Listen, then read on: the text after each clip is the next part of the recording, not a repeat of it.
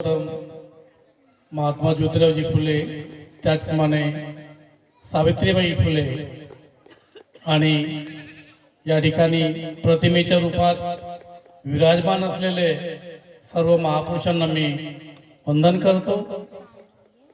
आजचा हा जो आपला कार्यक्रम आहे दुहेरी उद्देशाने आयोजित केलेला आहे। सावित्रीबाई फुले यांची जयंती साजरी करणे, त्याचप्रमाणे आपल्या छत्रपती शिवाजी महाराज स्टडी सेंटर, त्याचप्रमाणे राष्ट्रपिता महात्मा ज्योतिरावजी फुले स्टडी सेंटर यांच्या माध्यमातून काही वर्ग चालवले जातात। मुलांना काही मार्गदर्शन, कोचिंग आणि त्यामधून सराव परीक्षा सुद्धा घेतल्या जातात।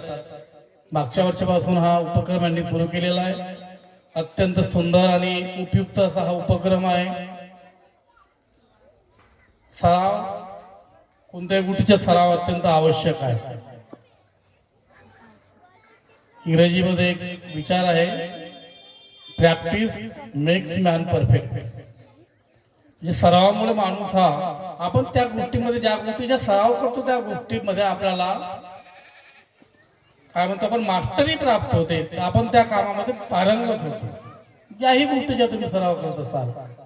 आता सराव परीक्षेला बसलेले सर्व विद्यार्थी पास झाले नसतील, काहींनी गुणवत्ता प्राप्त केली असेल, काही कोणत्या गोष्टीत कमी पडले असतील, परंतु कमी पडलं म्हणून त्यांनी हताश होण्याची गरज नाहीये।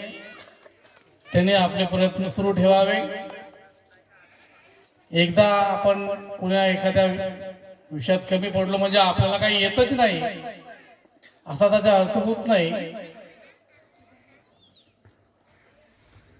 आपण प्रयत्न जरूर करायला पाहिजे। प्रयत्नांती परमेश्वर म्हणतात आणि आपण समोर अनेक उदाहरणे आहेत। आता आम्ही शाळेत शिकवताना अशी अनेक उदाहरणे देतो, बरेच उदाहरणे आहेत की आपण एकदा अनसक्सेस झालो म्हणजे आपल्याला काही येत नाही किंवा आपण म्हणजे काही कामाचीच नाही ही भावना मनातून काढून टाका। अपयश ही यशाची पहिली पायरी आहे म्हणतात। आपण पाहिलं असाल, एक छोटीशी मुंगी आपल्या स्वतःच्या वजनापेक्षा मोठा दाणा तोंडात पकडते आणि ती भिंतीवर चढते। त्या भिंतीवर चढताना ती अनेकदा खाली पडते, परंतु ती आपले प्रयत्न सोडत नाही आणि एक वेळ असा येतो की ती आपल्या उद्दिष्टापर्यंत नक्की पोहोचलेली असते। म्हणून ज्यांना काही गुण कमी पडले असतील त्यांनी खचून जाऊ नये, प्रयत्न सुरू ठेवावे। Try again and again, you will be success. तुम्हाला सक्सेस व्हायचं असेल तर सुरुवातीला अनसक्सेस काय होते याची जाणीव आपल्याला करावं लागेल आणि जो अनसक्सेस होतो त्यालाच खरी सक्सेसफुलचे जे काय महत्व आहे ते समजते। आता सर्वांची बुद्धी सारखी नसते, कोणी पहिल्या प्रयत्नात सक्सेस होतो, कोणाला 2 प्रयत्न करावे लागतात,